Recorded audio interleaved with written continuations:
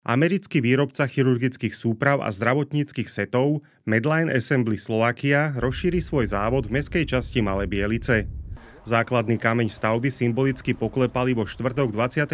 októbra zástupcovia vedenia spoločnosti s vedením mesta.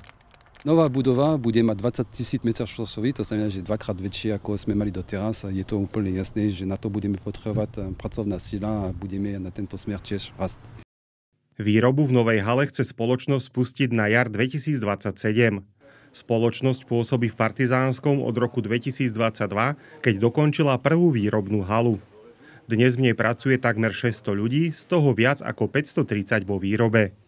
Medline sa stal dôležitým, respektíve v súčasnosti najväčším zamestnávateľom na území nášho mesta Partizánske a je tu dôvodný predpoklad, že po dokončení ďalšej veľkej budovy, ktorá je dvojičkou budovy, ktorá tu už stojí, tak presne rovnako sa bude postupne naplňať aj tá ambícia, ktorú prezentovala firma Medline, keď vstupovala do priemyselného parku v Partizánskom s cieľom, aby vytvorila zázemie pre nielen svoju firmu, ale aj stovky zamestnancov, ktorí postupne prichádzali do priestorov firmy.